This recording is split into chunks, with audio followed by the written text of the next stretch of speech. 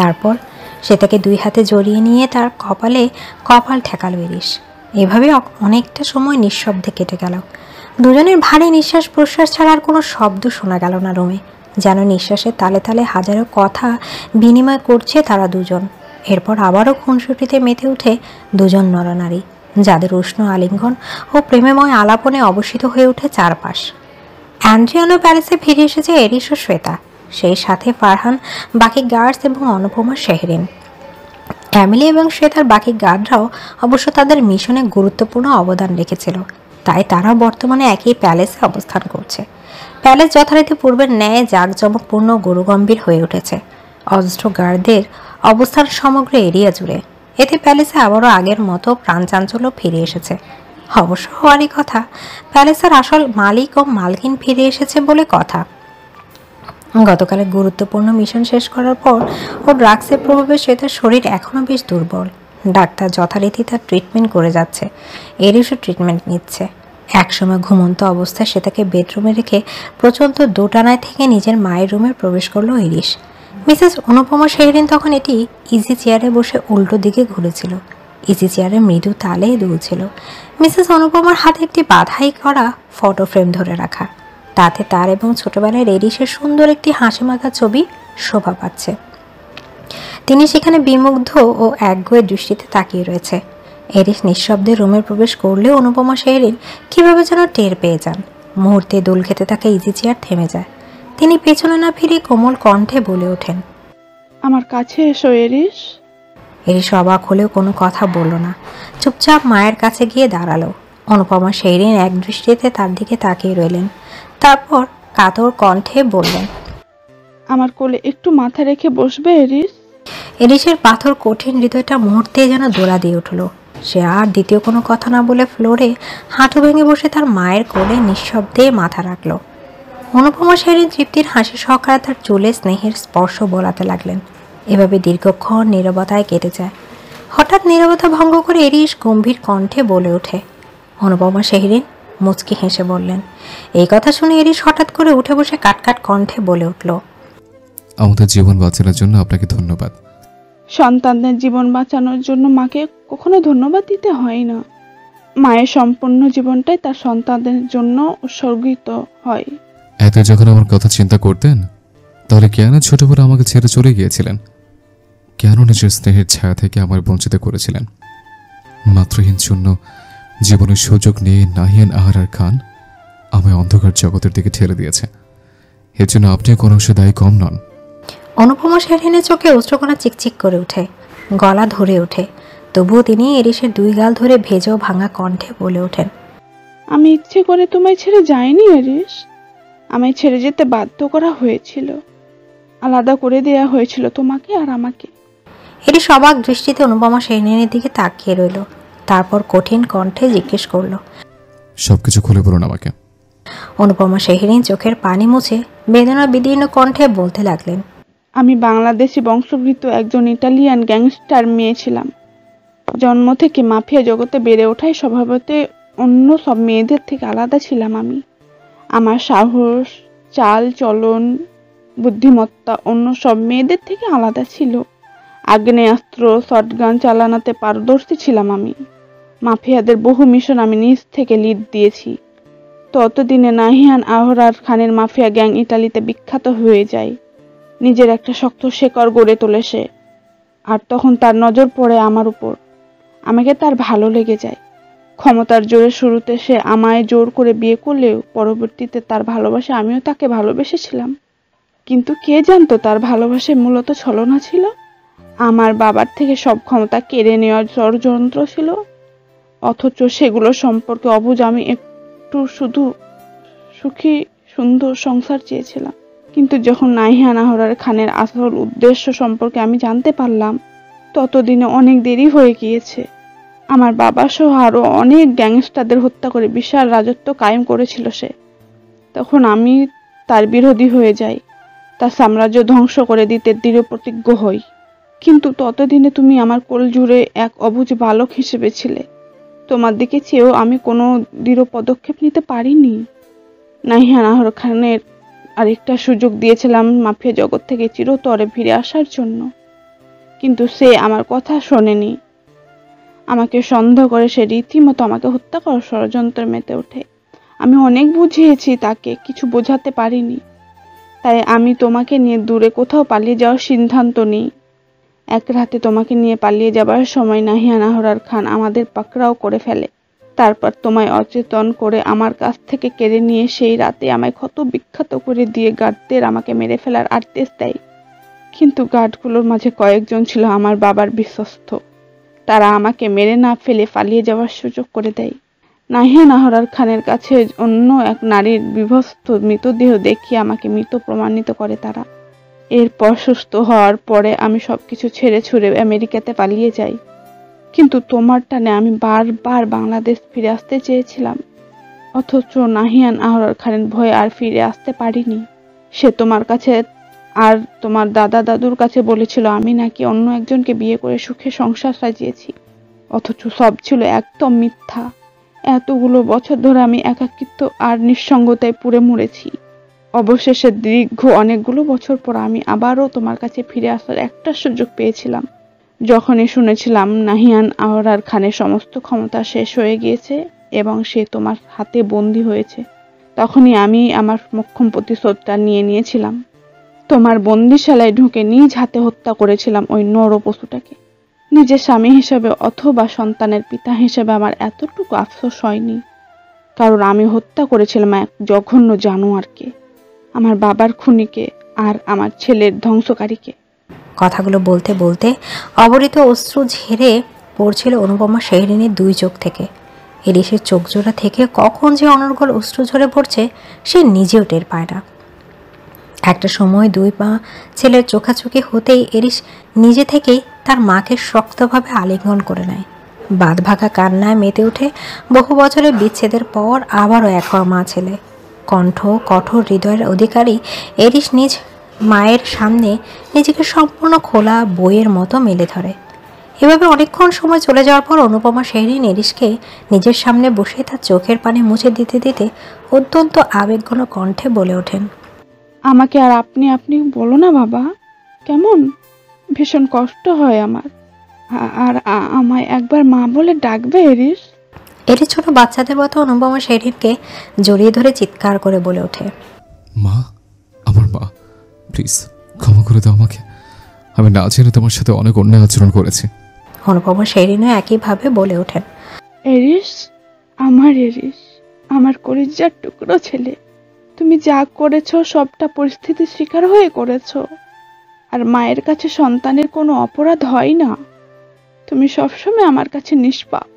তারপর চোখ মুছে তিনি আবারও এরিসকে বলতে থাকেন, কখনো তোমার প্রতি কোনো দায়িত্ব পালন করতে পারিনি, তবুও মা হিসাবে তোমায় একটা রিকোয়েস্ট করবো এরিস, রাখবে? এরিস ভেজা অথচ দৃঢ় কণ্ঠে বলল, আমায় আদেশ করো মাম্মা।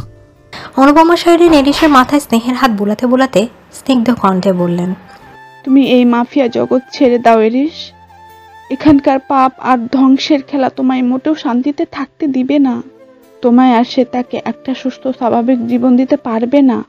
সে তার সম্পূর্ণ সত্যিটাও আমি জানি। তুমি এখনো তোমার বাবার মতো সম্পূর্ণরূপে জানোয়ার পরিণত হওনি। তার আগেই বলছি এই ভয়ঙ্কর পাপের জগৎ থেকে ফিরে এসো, তারপর আমাদের সবাইকে নিয়ে একটা সুখী সুন্দর পরিবার সাজাও। এরিস দীর্ঘক্ষণ অনুপমা শেহরিনের মুখের দিকে তাকিয়ে চুপ করে থাকে।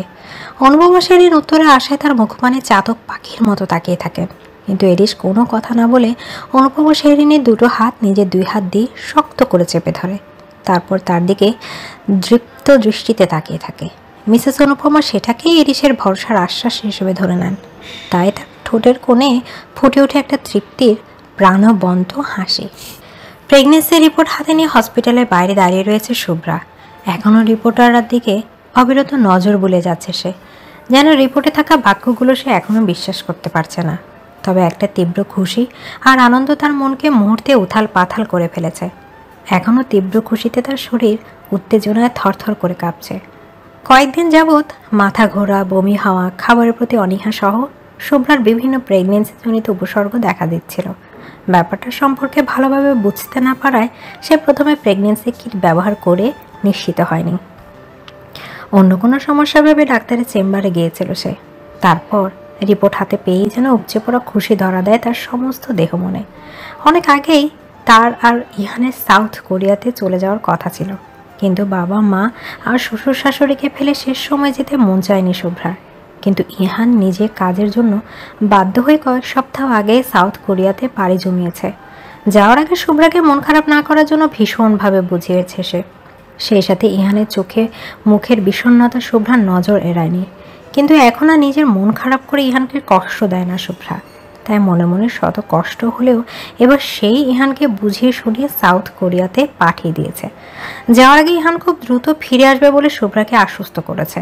শুভ্রা হসপিটাল থেকে বেরিয়ে এসে রাস্তায় হাঁটতে হাঁটতে চিন্তা করতে থাকে ইহানকে এই খুশির খবরটা সে কিভাবে দেবে, ফোন করে কিংবা টেক্সট করে। সে কিছুতেই এই বিশেষ খবরটা ইহানকে দিতে পারবে না। তাই সে ঠিক করলো ইহান ফিরে আসলে তাকে এই খবরটা জানাবে। এসব ভাবতে ভাবতে শুভ্রা যে গাড়িতে উঠতে যাবে, তখনই হঠাৎ কোথাও থেকে যেন রোহান তার সামনে এসে দাঁড়ালো।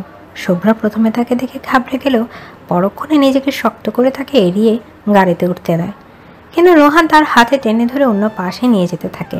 শুভ্রার প্রচণ্ড রেগে গিয়ে নিজের হাত ছাড়াতে ছাড়াতে চিৎকার করে বলতে লাগলো, আমার হাত ছাড়ো বলছি রোহান, না হলে এর ফল কিন্তু একদম ভালো হবে না।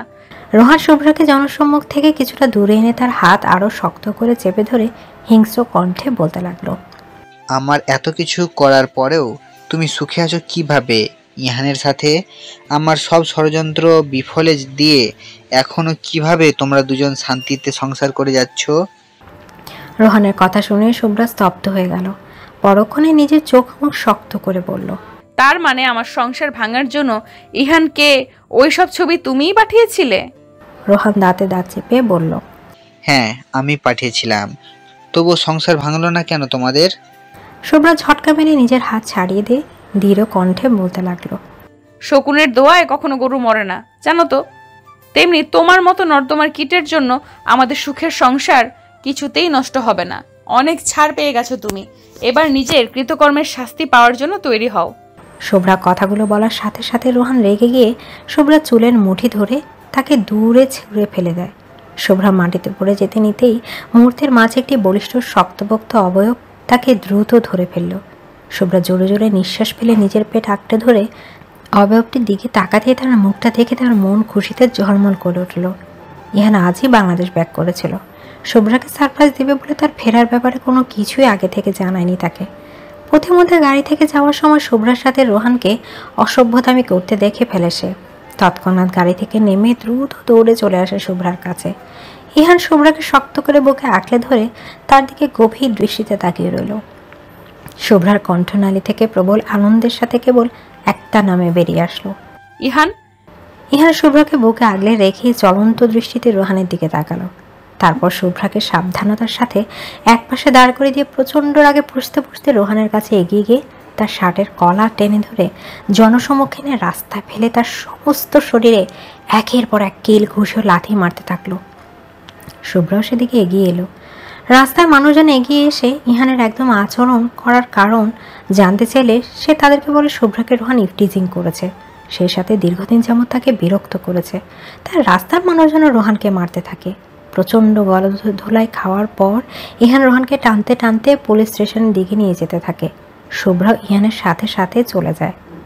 থানায় নিয়ে যাওয়ার পর রোহানকে একজন সিনিয়র পুলিশ অফিসারের দিকে ছুঁড়ে ফেলে দিয়ে ইহান শুভ্রাকে জড়িয়ে ধরে প্রচণ্ড রাগান্বিত কণ্ঠে বলতে থাকে, এই বাস্টার্ড আমার ওয়াইফকে বারবার ইফটিজিং করেছে, এমনকি ফেক পিকচার পাঠিয়ে আমাদের সংসার পর্যন্ত ভাঙতে চেয়েছিল। আপনি একে এখনই লকআপে ভরুন। কথাগুলো বলে ইহান শুরু থেকে শেষ পর্যন্ত সমস্ত ঘটনা অফিসারকে খুলে বলল। সেই সাথে রোহানের পাঠানো পিকচারগুলো দেখে তার ষড়যন্ত্রের কথা উল্লেখ করলো। এদিকে ইহানের কথাবার্তার আওয়াজে সেখানে অবস্থান করা একজন রমণী তার দিকে ঘুরে চোখ তুলে তাকায়। মুহূর্তে থমকে যায় সে। ইহান আর শুভ্রা সোনালিকাকে হঠাৎ এখানে দেখে বেশ অবাক হয়ে যায়। আরও অবাক হয় এটা দেখে যে সোনালিকার শরীর প্রায় ভেঙে গেছে, চেহারার সৌন্দর্য ম্লান হয়ে গেছে, সেই সাথে চেহারার কেমন একটা বিষণ্ণ ভাব স্পষ্ট। ইহান অবাক কণ্ঠে সোনালিকাকে উদ্দেশ্য করে বলে ওঠে। সোনালিকা উঠে এসে ইহান আর শুভ্রার কাছে দাঁড়ালো। তারপর রোহানের দিকে এক পলক তাকিয়ে একটা দীর্ঘশ্বাস ফেলে ভাঙা কণ্ঠে বলতে লাগলো, সোনালিকা, তুমি এখানে? আর তোমার এই অবস্থা কেন? আমার পাপ আমাকে এই পর্যায়ে টেনে এনে ফেলেছে। আমি তোমার আর শুভ্রার সংসার ভাঙতে চেয়েছিলাম। এই জন্য রোহানের সাথে মিলে অনেক কারসাজিও সাজিয়েছিলাম। আর সৃষ্টিকর্তা দেখো আমাকেই সেই পাপেই সাজা দিয়ে দিলেন। তারপর রোহানের দিকে তাকিয়ে সোনালীকে ঘৃণা ভরা কণ্ঠে বলতে লাগলো, এই বাস্টারটা আমার সাথে চিট করে অন্য একটি মেয়ের সাথে গোপনে সম্পর্ক গড়ে তুলেছিল। তারপর তাকে বিয়ে করে প্রেগনেন্ট অবস্থায় আমার সামনে নিয়ে এসে আমাকে ডিভোর্স দিয়ে দেয়। আমি সেটা মানতে না চাওয়ায় আমাকে প্রতিনিয়ত শারীরিক ও মানসিক নির্যাতন করেছে। এক পর্যায়ে আর সহ্য করতে না পেরে আমি পুলিশের কাছে তার বিরুদ্ধে মামলা দায়ের করতে এসেছি। আমার পাপের শাস্তি আমি পেয়ে গেছি। এবার এই জানোয়ারটাকেও তার পাপের শাস্তি দিতে চাই। পারলে তোমরা আমাকে ক্ষমা করে দিও। শেষ কথাটা ইহান ও শুভ্রার উদ্দেশ্যে বলে তাদের কাছ থেকে ক্ষমা চেয়ে নিল সোনালিকা। তারপর পুলিশ অফিসারের উদ্দেশ্যে রোহানকে দেখিয়ে বলল, এই হলো সেই যার বিরুদ্ধে আমি মামলা করতে এসেছিলাম। আপনাদের আর কষ্ট করে তাকে গ্রেপ্তার করতে যেতে হলো না। এবার একে লকআপে পুরে কড়া একটা শাস্তি দিবেন, যেন আর কখনো কোনো মেয়ের জীবন নষ্ট করতে না পারে। কথাগুলো বলে পুলিশ স্টেশন থেকে হন হন করে বেরিয়ে গেল সোনালিকা। এদিকে পুলিশ রোহানকে লকআপে ভরে দিল। ইহান ও শুভ্রা সোনালিকা যাওয়ার দিকে তাকিয়ে একটা দীর্ঘশ্বাস নিল আর রোহানের শাস্তি দেখে তৃপ্তির হাসি হাসল।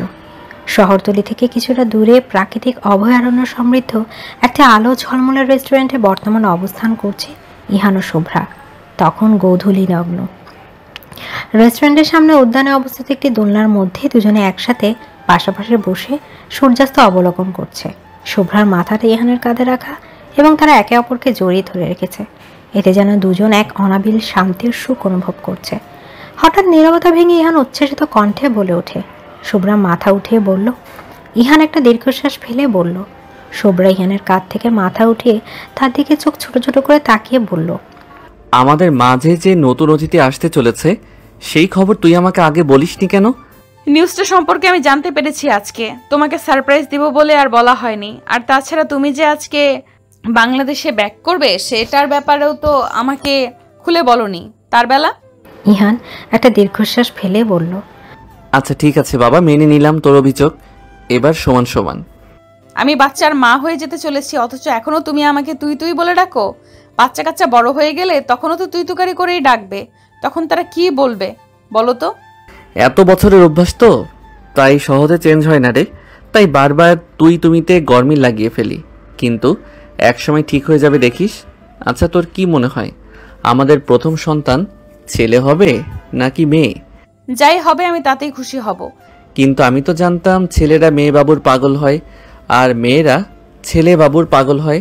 বাবা মায়ের কাছে সব সন্তানেরা সমানই হয়। ওগুলো তো জাস্ট আহ্লাদ করে বলা। ঠিক বলেছিস। হঠাৎ শুভ্রা মুখ ফুলিয়ে বলল, কিন্তু আমি প্রেগনেন্ট হয়ে গেলে তো অনেক মোটা হয়ে যাব। তখন আর তুমি আমাকে পছন্দ করবে না। ইহান দুষ্টুমি করে বলল, ঠিক বলেছিস। তখন তুই শেওড়া গাছের পেতনি থেকে একদম মিষ্টি কুমড়ো হয়ে যাবি। তখন তোকে দেখতে মোটেও ভালো লাগবে না। তখন আমি অন্য মেয়েদের দেখব। কথাগুলো বলে শব্দ করে হাসতে লাগলো ইহান। শুভ্রা তার দিকে তীব্র দৃষ্টিপাত করে তারপর তার শরীরে কিল ঘুষি মারতে লাগলো। ইহান হাসতে হাসতেই সেগুলো প্রতিরোধ করতে লাগলো। শুভ্রা হঠাৎ ঠোঁট উল্টে কেঁদে ফেলল। ইহান তৎক্ষণাৎ ব্যস্ত হয়ে তার চোখ মুছে কান্না থামাতে থামাতে অস্থির কণ্ঠে বলল, আরে তুই হঠাৎ কেঁদে ফেললি কেন? আমি তো জাস্ট মজা করছিলাম। শুভ্রা তবুও ঠোঁট উল্টিয়ে আরো জোরে জোরে কাঁদতে কাঁদতে বলল, এমন বাজে মজা তুমি আর কখনো করলে আমি তোমায় একদম মেরে ফেলবো বলে দিলাম। খুব শখ না অন্য মেয়েদের দিকে চোখ তুলে তাকানোর? তোমাকে আর ওই মেয়ে দুইটাকে আমি মঙ্গল গ্রহে পাঠিয়ে দিব বলে দিলাম। আর তারপর তুই কি করবি? আমি আর কি করব, নতুন একটা হ্যান্ডসাম ছেলে দেখে বিয়ে করে নিব। মুহূর্তে ইহানের চোখ মুখ শক্ত করে উঠল। সে শুভ্রা দুই কাঁধ শক্তভাবে আঁকড়ে ধরে ধীরে কণ্ঠে বলে উঠল, একটু আগে তুই কি বললি সেটা আরেকবার বল। শুভ্রা ভেতরে ভেতরে খাবড়ে গেল, বাইরে বাইরে নিজেকে স্বাভাবিক রেখে বলল, বারে তুমি অন্য মেয়ের দিকে চোখ তুলে তাকাতে পারলে আমি অন্য ছেলেকে পটিয়ে বিয়ে করতে পারবো না? ইহান শুভ্রা দুই কাল শক্ত হাতে চেপে ধরে কঠোর কণ্ঠে বলতে লাগলো, অন্য ছেলেকে বিয়ে করো তো দূর, কারো দিকে চোখ তুলে তাকাতেও তোকে আমি নিঃশ্বাস করে দিব, আর ওই ছেলের তো অস্তিত্বই বিলোপ করে দিব। তুই জীবনে আবার মরণে সব সময় কেবল আমারই। শুভ্রা মনটা মুহূর্তে উৎফুল্লতায় ছেয়ে গেল। অনুভূতি জোয়ারে ভেসে গেল মন। প্রাপ্তির সুখে তার দুচোখ বেয়ে দুফোঁটা অশ্রু গড়িয়ে পড়ল। ইহান হঠাৎ শুভ্রাকে জড়িয়ে ধরে গভীর আবেগী স্বরে বলে উঠল। শুভ্রা নিচু অথচ দৃঢ় কণ্ঠে বলে উঠল, ভালোবাসি তোকে সুইট বাটারফ্লাই। আমিও তোমায় ভালোবাসি ইহান। ইহান এরপর শুভ্রাকে বুক থেকে উঠিয়ে নিয়ে চারপাশ একবার সতর্ক দৃষ্টিতে নজর বুলিয়ে তৎক্ষণাৎ এক হাতে শুভ্রার কোমর পেঁচিয়ে ধরে অন্য হাতে তার মাথা নিজের কাছে টেনে এনে তার অধর জোড়ায় নিজের অধর যুগল মিশিয়ে নিল। তারপর ধীর থেকে ধীরতর করলো সেই চুম্বন। শুভ্রা ইহানকে আঁকড়ে জড়িয়ে ধরে একইভাবে চুম্বন ও উষ্ণ আলিঙ্গন করতে লাগলো। দুজন প্রেমী যুগলেরই অন্তরঙ্গ মুহূর্তে গোধূলি লগ্ন হয়ে উঠল, রোমান্টিক আবহে পরিপূর্ণ। রাদের মনে আজকে যেন খুশির অন্ত নেই। সীমাহীন আনন্দে উচ্ছ্বাসিত হয়ে আছে তার সমস্ত দেহমন।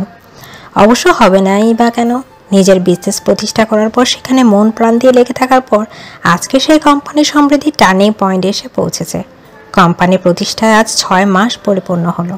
এর মধ্যে নিজের নিজস্ব কোম্পানি প্রতিষ্ঠার পাশাপাশি শেয়ার হোল্ডার হিসেবে আর বড় কয়েকটি কোম্পানির সাথে যোগ দিয়েছে সে। আর শুরুতেই আশাতীত সাফল্য লাভ করছে তার কোম্পানি।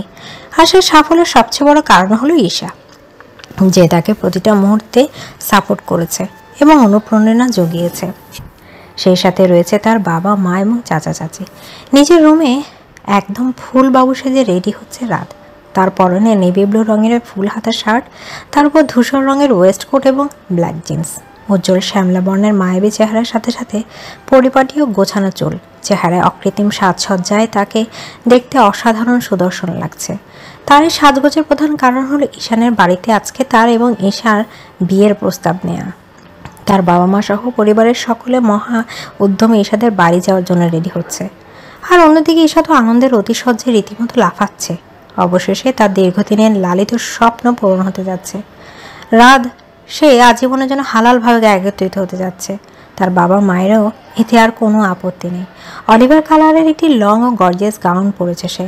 তার পোশাক আশাকের সাজসজ্জায় বরাবরের মতোই স্টাইলিশ ভাব বিদ্যমান রয়েছে এবং চেহারায় আধুনিক মেকআপের ছোঁয়া লেগেছে। চৌধুরী মেনশনে অবশেষে রাত ও তার বাবা মা ঈশা ও রাদের জন্য বিয়ের প্রস্তাব নিয়ে এসেছে। ঈশার পরিবার তাদের সসম্মানে আপ্যায়ন করে নিয়েছে। অবশেষে সকলের সম্মতিতে সামনের শুক্রবার তাদের বিয়ের ডেট ফিক্সড করা হয়েছে। অবশেষে মিলনের আনন্দে রাত ও ঈশা একে অপরের সাথে দৃষ্টির মাধ্যমে হাজারো অব্যক্ত কথা আদান প্রদান করে নিল। অবশেষে বহু প্রতীক্ষার পর কাঙ্ক্ষিত সেই দিনটি চলে এলো। আজ সকালে মহা ধুমধামের সাথে রাত ও ঈশার বিবাহ অনুষ্ঠান অনুষ্ঠিত হয়েছে। অনুষ্ঠান আয়োজনে কোনো কমতি রাখেনি দুই পরিবার। অথচ সুব্রতার পরিবারের সকলের মাঝে তখনও একটা চিনচিনে ব্যথা বিরাজ করছিল। শ্বেতা ইরিশকে মনে করে আড়ালে তারা সকলে দীর্ঘশ্বাস ফেলেছে। এখনও তাদের দৃঢ় বিশ্বাস তারা হয়তো বেঁচে রয়েছে এবং খুব দ্রুত তাদের মাঝে ফিরে আসবে। তখন পূর্ণিমার জ্যোৎস্নার আলো, শোভিত আলো, ঝলমলে রাত, আকাশ জুড়ে চাঁদের সাথে সাথে জলজল করছে অজস্র তারকা রাশি। সে সাথে বইছে শীতল সমীকরণ। পূর্ণিমার আলো ঠিকরে প্রবেশ করছে তাদের রুমে, যেখানে ফুলের বিছানা সজ্জিত বিছানা বধূ বেশে বসে রয়েছে ঈশা। একটি লাল টুকটুকে লেহেঙ্গা ও ভারী সাজসজ্জা সজ্জিত রয়েছে সে। কারুকার্য খচিত একটি পাতলা লাল ওড়না দিয়ে তার মাথায় ঘোমটা দেওয়া রয়েছে। সে তার মুখ অব্দি ঢেকে রেখেছে। তার মাঝে সেই মুহূর্তে ভয়, লজ্জা, জড়তা, সংকোচ, ভালো লাগা সবকিছু একত্রে বিরাজ করছে। হঠাৎ ধীর পায়ে রুমে প্রবেশ করলো রাত। তার পরনে লাল রঙের গর্জিয়াস শেরওয়ানি ও পায়জামা। রুমে প্রবেশ করে বিছানার দিকে তাকিয়ে থমকে গেল সে। মনের মাঝে কেমন একটা উথাল পাথাল করা অনুভূতির সৃষ্টি হলো তার। সে সাথে ঠোঁটের কোণে ফুটে উঠল একটা তৃপ্তির সূক্ষ্ম হাসি। রুমের দরজা লাগিয়ে দিয়ে গুটি গুটি পায়ে বিছানায় গিয়ে ঈশার সামনে বসল সে। তারপর তার ঘোমটা তুলে চিবুক ধরে তার মুখখানা নিজের দিকে ঘোরালো। তারপর ঈশার লজ্জা মাখা সুশ্রী মুখপানে বিমুগ্ধ দৃষ্টিতে তাকিয়ে থেকে উচ্চারণ করল, মাশাআল্লাহ, অসাধারণ সুন্দরী আমার বউ। ঈশা লজ্জায় দৃষ্টি নামিয়ে নিল। ঈশাকে এভাবে লজ্জা পেতে দেখে হঠাৎ রাত তাকে খোঁচা মেরে বলল, বাবা, সবসময় লেডি গুন্ডির মতো থাকা মেয়েটা আজ এইভাবে লজ্জা পাচ্ছে, ব্যাপারটা আমার ভাবতেই অবাক লাগছে। রাদের কথা শুনে ঈশার লজ্জা মাখা মুখটা মুহূর্তে রাগান্বিত হয়ে উঠল। সে রাতের দিকে তীক্ষ্ণ দৃষ্টিতে তাকিয়ে দাঁতে দাঁত চেপে বলল, কি আমি গুন্ডির মতো থাকতাম? তাহলে তুমি কি? তুমি তো ছেলে একটা মিচকে শয়তান, ভদ্র ছেলের মুখোশে আর আমাকে সারাক্ষণ জ্বালাতন করতে। আমি সেই সকল কথা ভুলে গেছি মনে করছো? রাত ঈশার দিকে ফ্যালফ্যাল দৃষ্টিতে কিছুক্ষণ তাকিয়ে থেকে পরক্ষণে একটা দীর্ঘশ্বাস ফেলে বলল, ছি, নিজের স্বামীকে কেউ মিসকে শয়তান বলে? পাপ হবে না? ঈশা মুখ ভেঙচি কেটে বলল, তাহলে তুমি যে আমাকে লেডি বন্দি বলে তার কি? স্বামীকে বলে পাপ হয় আর স্ত্রীকে বললে কি পাপ হয় না? রাত দুই হাতে নিজের দুই কান ধরে বলল, আমার ভুল হয়েছে গো বউ, এবার মাফ করে দাও। রাতের চোখ মুখ দেখে ঈশা আর রাগ করে থাকতে পারল না। সে ভিক করে হেসে উঠল। তার প্রাণবন্ত খিলখিল হাসি দেখে রাতের মুখে প্রফুল্ল হাসি ফুটে উঠল। সে আর মনে বিড়বিড় করে বলল, হাসলে তোমাকে ভীষণ সুন্দর লাগে, ফিকল বাট। ঈশা রাতের দিকে কিছুক্ষণ এক দৃষ্টিতে তাকিয়ে থাকলো। তারপর তার গাল ধরে গভীর আবেগের সাথে বলতে থাকে, তোমাকেও হাসলে ভীষণ সুন্দর লাগে গো জামাই। জানো, তুমি যখন আমাকে ভালোবাসোনি তখন তোমার এই হাসি দেখে আমি তোমার প্রেমে পড়ে গিয়েছিলাম। তাই বুঝি? তারপর একটু থেমে ঈশা কিছুটা ইতস্তত করে রাতকে জিজ্ঞেস করলো, তুমি একটা কথা জিজ্ঞেস করবো রাত? হ্যাঁ করো। তুমি আমার আগে তো সেটাকে ভালোবাসতে, তুমি কি এখনো তাকে ভালোবাসো? আর আমাকে কি আজও সম্পূর্ণভাবে ভালোবাসতে পেরেছো? রাত কিছুক্ষণ চুপচাপ ঈশার মুখপানে তাকিয়ে রইল। তারপর একটা লম্বা দীর্ঘশ্বাস ফেলে তার কোমর পেঁচিয়ে ধরে নিজের কাছে টেনে আনলো। তারপর তার দুই গাল পেঁচিয়ে ধরে তার নাক ঘষে বলতে শুরু করলো, শ্রোতা আমার প্রথম প্রেম ছিল, আর তুমি আমার শেষ ভালোবাসা। একটা কথা জানো তো, প্রথম প্রেম কখনো মন থেকে মুছা যায় না, তেমনি শ্রোতাও হয়তো আমার মন থেকে কখনো একেবারে মুছে যাবে না। মনের এক কোণে হয়তো সবসময়ই থেকে যাবে, কিন্তু তুমি আমার হালাল বন্ধনে আবদ্ধ অর্ধাঙ্গিনী। আমার হৃদয়ের সম্পূর্ণ ভালোবাসা তোমার জন্য উজাড় করে রাখা হয়েছে। আমার হৃদয় জুড়ে সমস্ত ভালোবাসা আবেগ তুমি কুক্ষিগত করে রাখো। সেখানে থেকে পরিত্রাণ পাওয়ার আমার পক্ষে আজীবনের জন্য কখনোই সম্ভব নয়। তাই নিজের মনে কখনো এটা ভেবে সংকোচন রেখো না যে আমি তোমাকে কখনো ভালোবাসিনি কিংবা ভালোবাসি না। আমি এতকাল যাবৎ তোমায় ভালোবেসেছি আর আজীবন তোমাকে ভালোবাসবো, পিকল বার্ড। ঈশ্বর রাতকে গভীরভাবে উষ্ণ আলিঙ্গন করে নিয়ে আবেশিত কণ্ঠে বলে উঠল, আমার জীবনে সে প্রথম ভালোবাসা ভালো লাগার পুরুষ তুমি রাত। এর আগে আমার লাইফে অসংখ্য ক্র্যাশ বয় থাকলেও কার প্রতি এমন মন থেকে কোনো ফিলিংস আসেনি। তোমাকে প্রথমে একদম ভালো লাগতো না, ভীষণ বিরক্তি আর রাগ অনুভব হতো তোমার প্রতি। পরিবর্তে এই বিরক্তিকর মানুষটিকে কীভাবে যেন গভীরভাবে ভালো লেগেছে আমার। ক্রমশ সেই ভালো লাগা কখন যে ভালোবাসায় রূপান্তরিত হয়ে যায় টেরই পাই না। শুরুতে তুমি যখন আমায় ফিরিয়ে দিতে তখন একটা ভালোবাসায় ভীষণ কষ্ট হতো আমার, তবু দিনের পর দিন তোমার ভালোবাসা পাওয়ার আসে সবটা মানিয়ে নিয়েছিলাম। বহু পরীক্ষার পর যখন তুমি আমার বিয়ে হিসেবে গ্রহণ করলে, সেই সাথে এতগুলো দিন যখন আমরা একসাথে প্রেমের সম্পর্ক হিসেবে জীবন কাটালাম, তখন আমার মন হয়েছিল পৃথিবীর শ্রেষ্ঠ সম্পদ আমার এই মুহূর্তে আমি আমার জীবনে পেয়েছি। আমিও তোমায় ভালোবাসি আর ভালোবাসতে চাই আজীবন। তারপর কিছু একটা ভেবে ঈশা হঠাৎ ভেজা কণ্ঠে বলে ওঠে, সেটাও এরিফাই আবার আমাদের মাঝে ফিরে আসবে তো রাত? রাত একটা দীর্ঘশ্বাস ফেলে বলল, আল্লাহ চাইলে অবশ্যই ফিরে আসবে। আমরা সবাই মনে প্রাণে চাই তারা আবারও আমাদের মাঝে ফিরে আসুক। ঈশার উজ্জ্বল মুখখানা হঠাৎ করে কেমন যেন মলিন হয়ে গেল। রাতের অবস্থাও তাই।